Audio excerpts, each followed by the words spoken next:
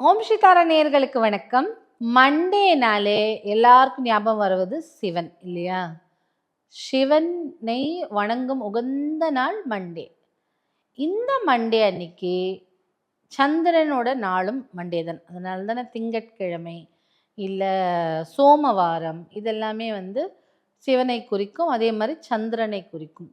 அன்னைக்கு நம்ம அணிந்து கொள்ள வேண்டிய ட்ரெஸ் என்னன்னா, காமா இருக்கிற மாரி ஒயிட்ட போட்டுக்கலாம். ஒயிட் கலந்து ஒயிட்ல ஏதாவது பார்டர் போட்டு மலர்கள் இருக்கிற மாதிரி கலர் கலரா மலர் இருக்கிற மாதிரி கொஞ்சம் கொஞ்சம் அங்கங்க டிசைன் போட்டு ஒயிட் கலர் ஷர்ட்.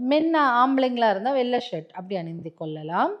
அப்படி இருக்கும்போது திங்கட்கிழமை சந்திரனுக்கு உரிய நாள் அப்படிங்கிறதுனால, இந்த சந்திரன் எப்படி ஒரு நிலை அல்லாமல் தேய்ந்து கொண்டும், வளர்ந்து கொண்டும் அப்படியே குறைச்சு குறைச்சு ஏறி ஏறி இருக்கு இல்லையா?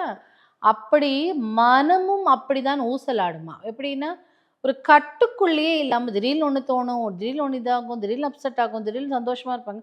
அப்படி மனமும் மாறிக்கொண்டே இருக்குமாம். ஒரு நிலையற்று இருக்கும். அதனால பூஜை புனஸ்காரங்கள்லயும் டிஸ்டர்ப் ஆகலாம். வேலையிலயும் டிஸ்டர்ப் ஆகலாம்.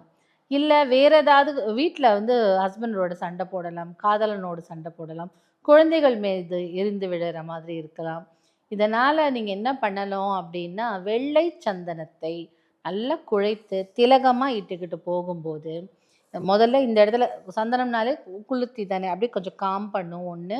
2வது அந்த வெள்ளை சந்தனத்துக்கும் நல்ல ஒரு தன்மை குணாதிசயம் இருக்கு. குளிர்ச்சியாக்கும் தன்மையும் இருக்கு.